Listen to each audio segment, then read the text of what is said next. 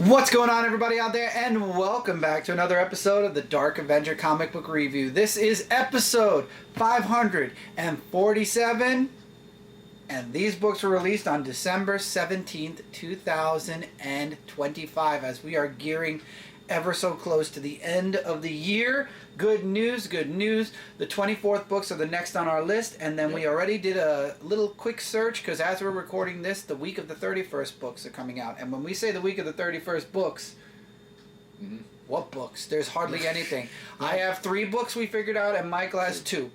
So for now, the cool thing we're talking about doing and hoping we can do is, between now, the recording of this video, and the next video, we're going to try to read the 24th books, wait, and then read the 5 books for the 31st, and then do a back-to-back episode. So 548 and 549 both will be it'll be a double feature. They will upload at the same time. One will go live first, and then the other one will go live, depending if the first one is an hour, it'll go live. It'll go literally live directly after the first one. It'll be literally back to back, but there will be separate videos. So if you're watching this in the future, the double feature is just going to be, you're going to be seeing us in the same shirts twice for the next 2 episodes.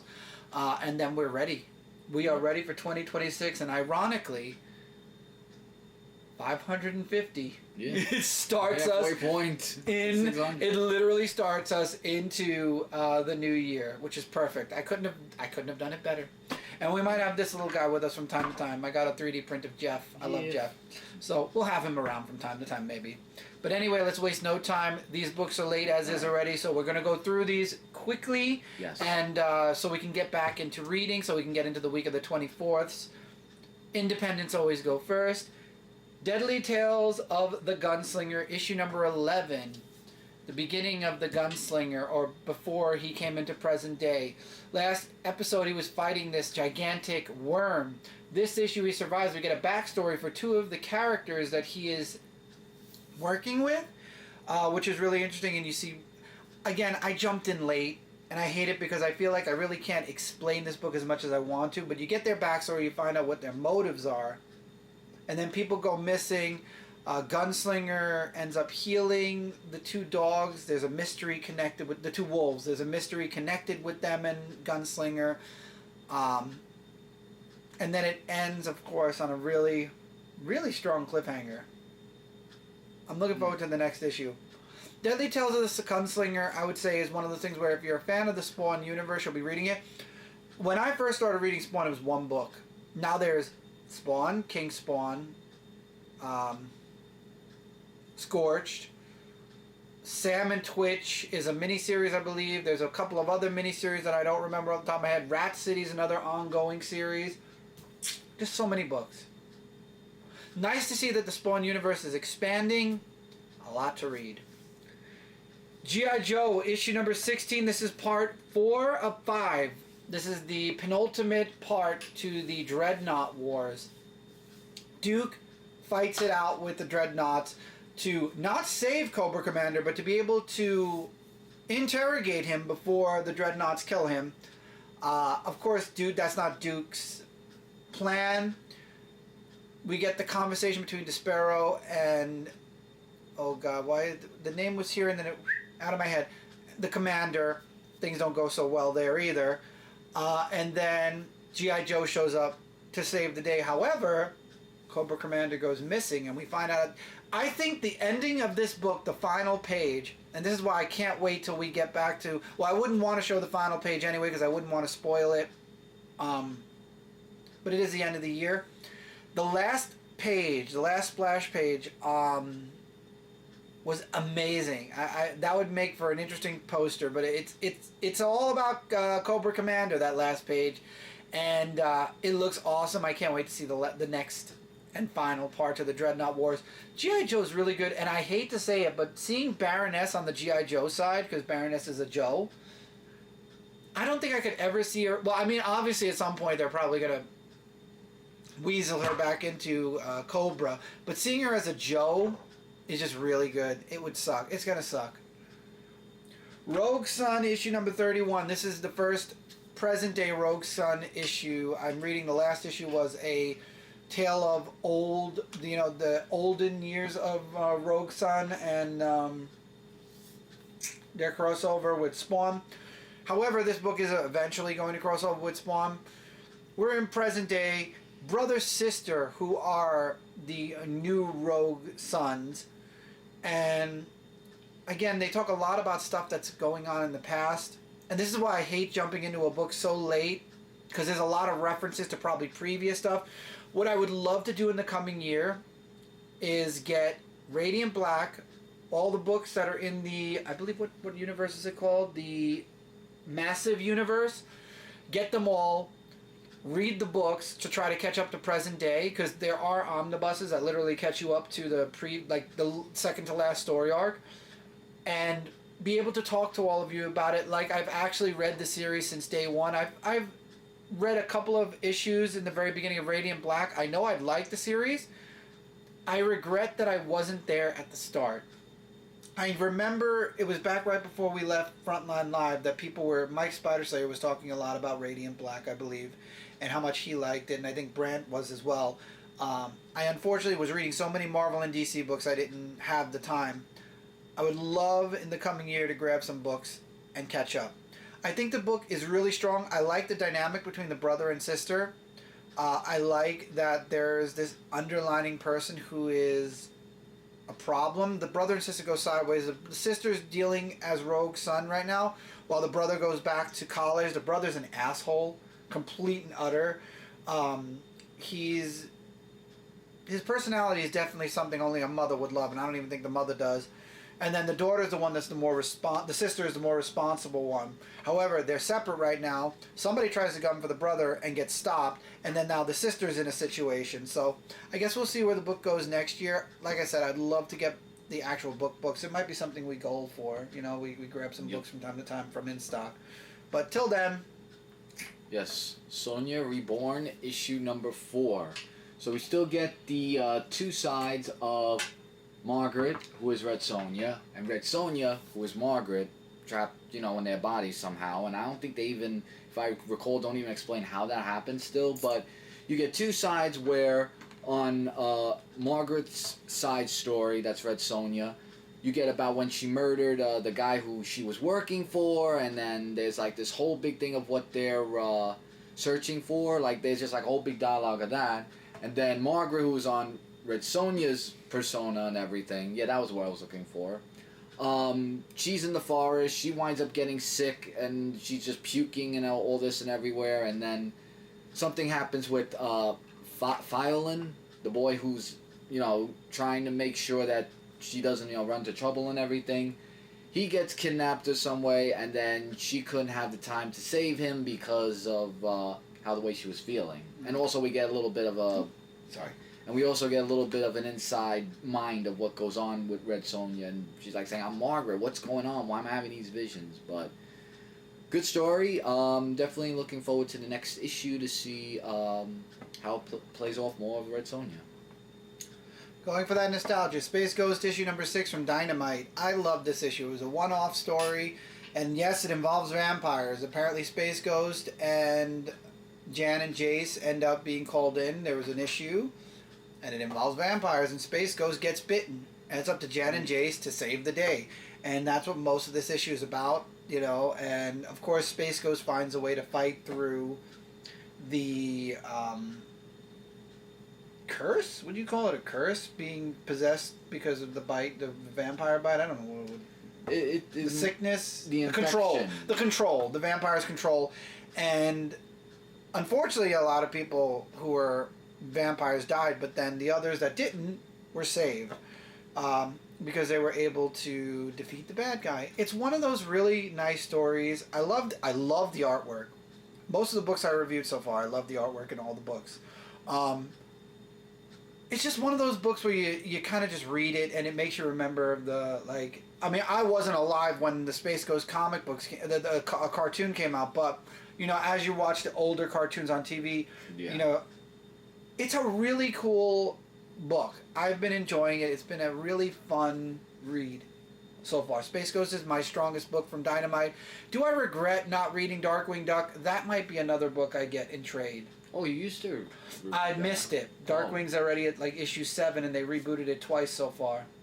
Well, Dynamite has, so. alright. I'd have a lot of... I mean, it's Darkwing Duck, but we'll see. Maybe in the coming year, if there's a jump-on friendly point, I'll start grabbing the issues as well. For right now, I might get trades. Trade reviews are going to come back at some point. We're caught up almost now, but... Supernatural issue number 3.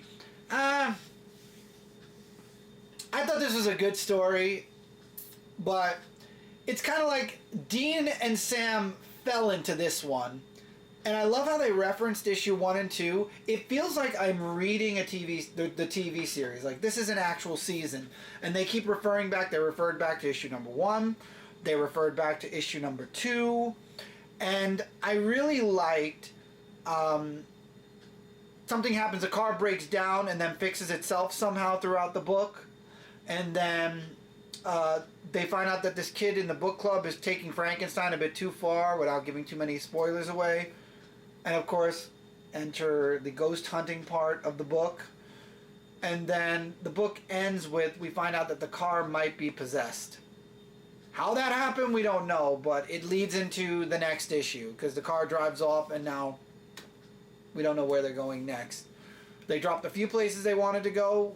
We'll see. But this was, I've been liking it.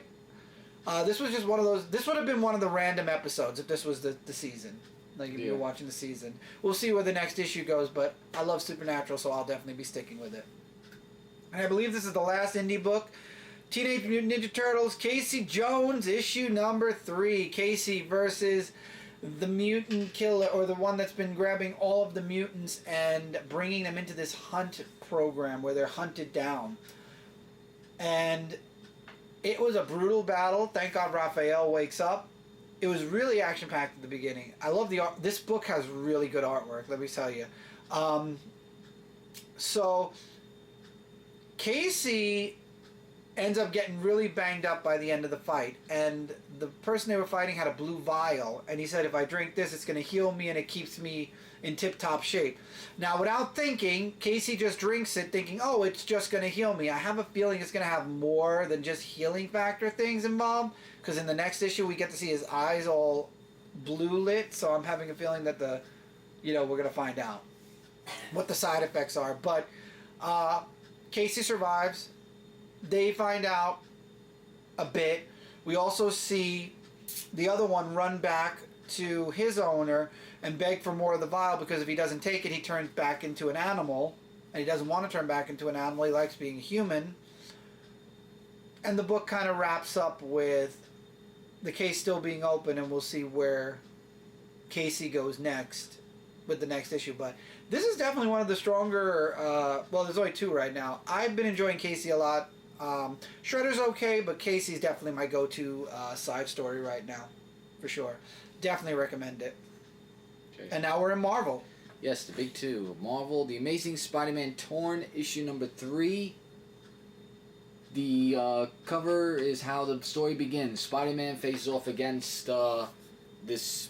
I can't even remember her name. Her name's like so long. They have a fight with each other. And then as the fight ended, she goes into this interdimensional world, and we don't know where it is after he's done fighting. And then when he was finished fighting, his shoulder got injured, and Mary Jane was going to, bring him somewhere. And then Gwen's like saying, oh, no, you got to go to the hospital, you're bleeding and everything. And of course, Mary Jane didn't like that he went with Gwen, even though Peter's like saying that he doesn't want to go, but then they go anyway. And I like the talk that Mary Jane and Aunt May have with each other because of what happened after that. And Aunt May tells her why Peter is the way he is. After his Uncle Ben died, he just wants to make sure that all his special loved ones, nothing bad will ever happen to them. So it's not that he ditched her, it's that he had to do it for some reason, as well as keeping a secret identity as Spider-Man.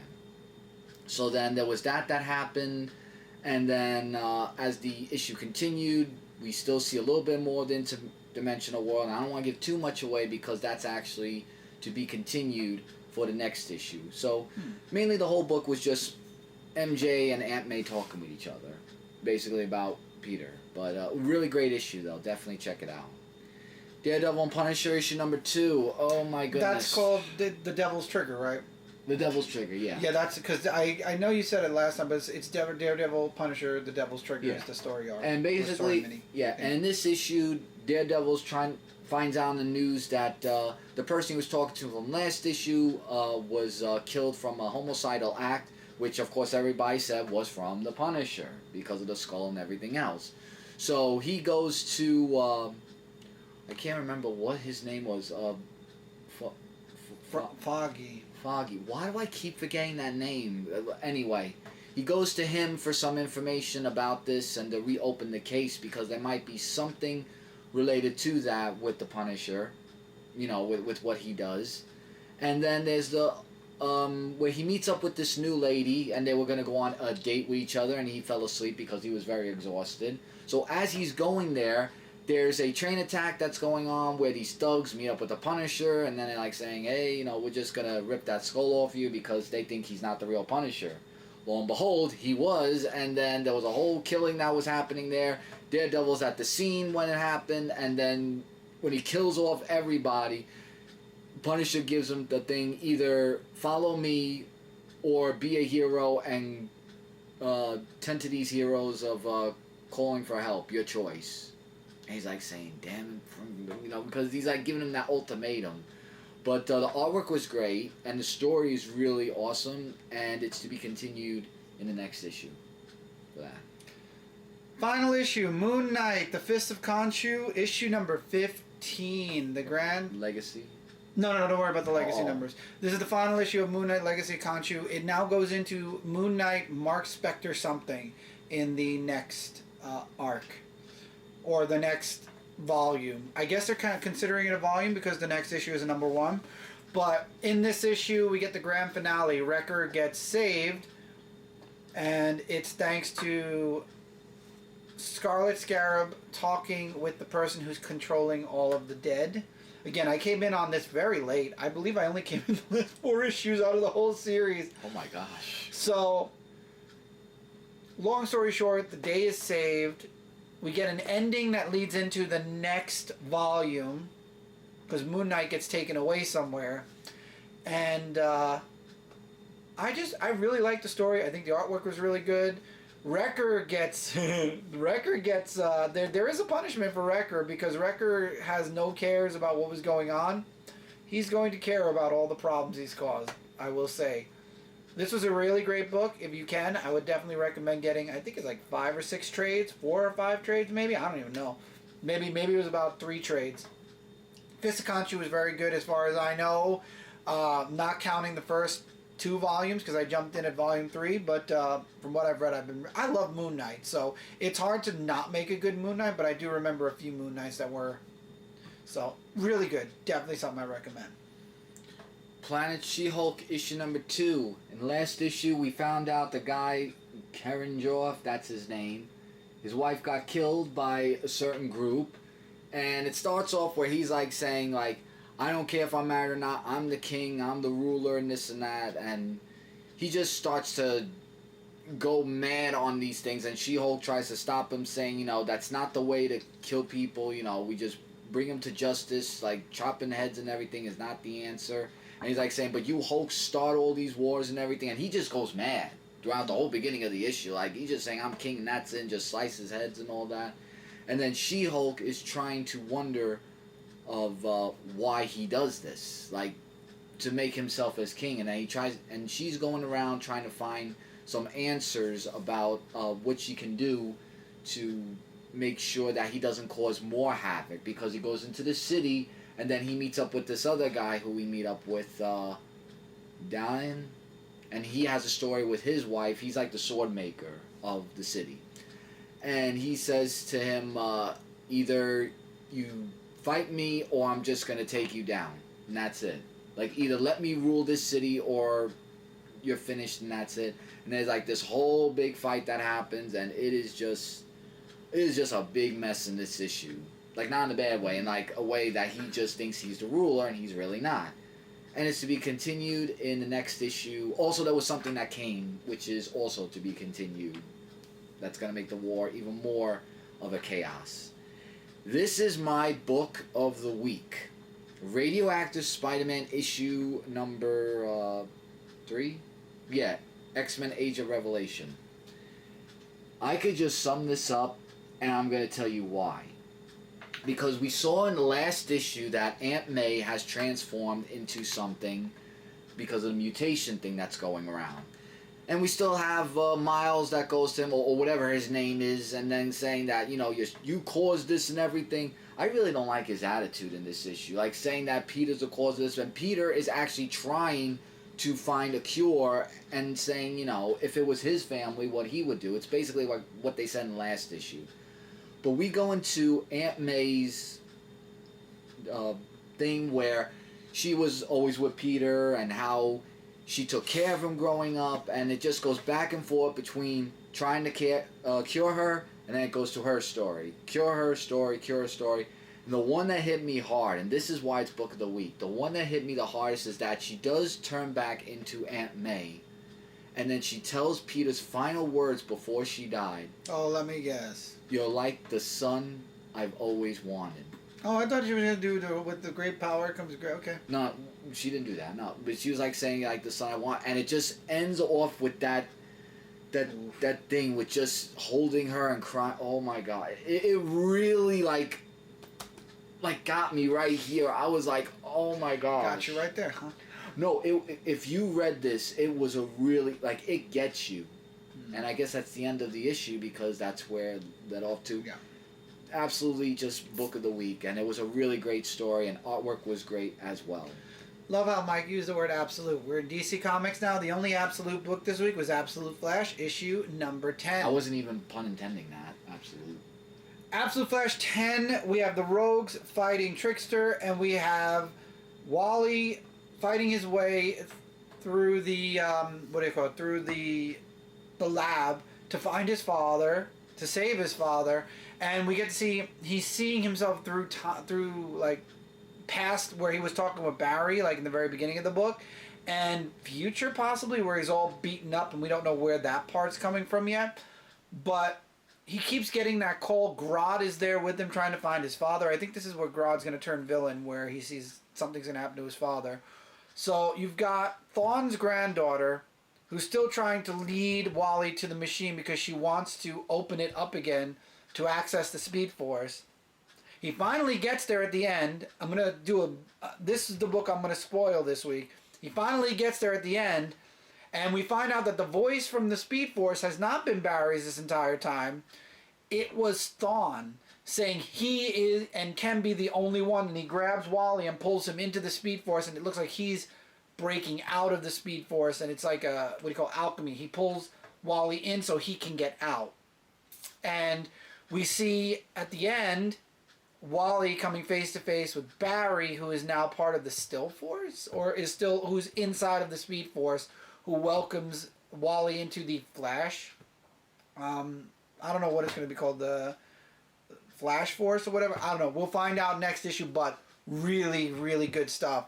I've been enjoying Flash a lot. I will be reviewing Wonder Woman next week, because Wonder Woman will be crossing over with Well, I don't know if it's going to be in the Batman book as well, but Wonder Woman is going to have Batman in the book. So I'm definitely going to want to see what the crossover is, because I hear they also talk about Superman, so I want to see what that's all about. So we'll have Wonder Woman next week at least. Batman Superman World's Finest, issue number 46. Lex Luthor and Joker are fused together. So Batman and Superman find Green Lantern and refuse together into their composite superhero, and they become tangible again. And so they go after Luthor and Joker, and they get into a fight. However, Luthor and Joker have the ability to hear and see into people's minds because they have that belt on their head now, the headband, which allows them to hear and send thoughts. So, long fight short, they find out Batman and Superman's secret identity, and then begin to broadcast it to the world. Oh, no. To be continued. That was sick. Now, I don't feel like that's a huge spoiler because Batman Superman is outside of continuity, I believe. It's going to be interesting to see where this book concludes in the next issue. I love it. Nightwing, issue number 133. For most of the issue, Nightwing is quiet, listening to people talking to him. He's kind of contemplating what's been going on, what happened with Nightwing Prime, who's still laid up in a hospital bed. You've got this supernatural bad guy who's in the fifth dimension that only Nightwing could see. So he enlists, as you saw on the cover, J'onn J'onzz to help get him into the fifth dimension. However, once he's there, he's stuck until he can get out. There was really strong and great dialogue back and forth throughout the entire issue. My only concern is that Nightwing doesn't think he's coming back, so he passes the Pennyworth Fund over to his friend. That's going to be interesting. If he survives, if he gets it back. Because right now, Nightwing has all of Bruce's money. Like, Bruce handed it down to Nightwing, and Bruce is living a normal life right now. Obviously, retcons are going to happen, or obviously something's going to happen, and Bruce is going to get his money back, take over his company again. It's been 2 years already. I guess we'll have to wait and see when that happens, but not yet. A certain event, probably. But really love this issue. He gets into the fifth dimension, and now he is going to play a game. Him versus the bad guy. And whoever wins, if he wins, the kids go home. If the other one wins, the kids and all kids, future kids that live in Bloodhaven, go to him. Mm-hmm. I mean, we all know what's going to happen, but it was really good. I enjoyed this a lot. I love Nightwing. Superman, the Kryptonite Spectrum, issue number 5. I'm sorry, but the artwork has always been the biggest problem for me, and I thought it was literally just for the Mxyzptlk issue and a little bit of the one, because it was the same for the Mxyzptlk issue, and then the issue before that was a bit different. It did not translate well with this issue. I didn't enjoy it as much. Obviously, this takes place outside of continuity as well, due to the ending. Which, of course, Superman's fighting Kryptonite Man. He's losing, and then the Superman from the fifth dimension, or the Superboy from the fifth dimension, finds a way to save Superman. However, Superman's dying, and the only way to save him is to find another piece of Kryptonite and do something to him again. And the book ends with him being a baby. So, it's it must be I don't think it says Elseworld on it. No, it's just Black Label. Wait a minute. From the acclaimed team behind Ice Cream Man? Yeah, it's the team behind Ice Cream Man. Oh. Don't you notice the artwork? I thought the artwork looked familiar. Oh, wow.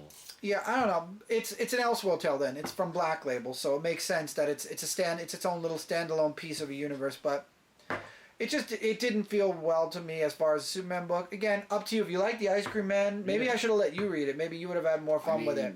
But if you like the Ice Cream Man team, maybe check this book out. For me, it was okay. At best, it was okay. I'm going to collect everything Superman regardless, but it was just okay.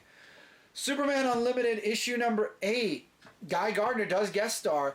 Lois, who is stretching herself way too thin, decides to go on a exhibition into space as one of the astronauts on a spaceship. Clark stays behind. Things go awry, as they always do. And Clark tries to save, Clark flies in to save the day. Guy Gardner's there. He's able to help Superman. They both fight the aliens. Now, the spaceship is powered by Kryptonite, though. And Toyman is, in this book, I guess, a good guy. And he's the one that's piloting the ship. So, they save the day. There's a bit of a twist towards the end. But what I love the most, Lois and Clark create a safe word, which is why the twist in the end. And B, Lois finally realizes, I think I'm going to chill out a little bit. I think I'm stretching myself too thin. Excellent book. Great artwork. Superman Unlimited has been killing it so far. I believe it's an ongoing book as well. And each, it's just like any other Superman book. Action Comics has its own story. Superman has its own story. And then Unlimited has its own story. Going really well so far. I love it. And now the last 2 books, DCKO. Here we go. Titans, issue number 30. And as the cover says, it's Cyborg versus Swamp Thing. Cyborg through the years, Swamp Thing through the years. The only thing I would like to mention when it comes to this fight, obviously we know that Cyborg won this fight. It takes place in Titans. But Swamp Thing kind of concedes. I mean, each one of them, wins one, and then it's down to the third match, and Swamp Thing obviously concedes and lets Cyborg move on, because Cyborg says he's never going to give up, and Swamp Thing's like, just make sure you win this whole thing and set things right. Then there's the backup story. Booster Gold, possessed as Darkseid, is ready to destroy everything. Gorilla Grodd shows up and stops him. To be continued. Gorilla Grodd's? Yeah, well, Gorilla Grodd's there. To be continued in the next issue, which is Harley Quinn versus Zatanna. It's a one-shot. I don't know what I was expecting.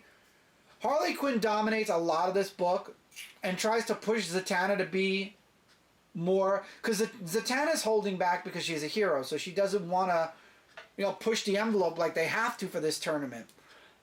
So Harley wins one, then Zatanna wins one, and it's down to the last one again. And Harley's like, you need to push, this is about, not holding back. And Zatanna at the very end does win. So, I mean, by now if you've seen the brackets, you know who's won everything. I like Zatanna. Yeah. So Zatanna wins. However, now Zatanna makes a promise to Harley, who she just beat, that she herself will not stop and will do whatever it takes to win. And she's in a different type of form now as well, because she's kind of been pushed to her limits. Back to the side story, Grodd is trying to force Darkseid out of Booster Gold's head. Will he be able to?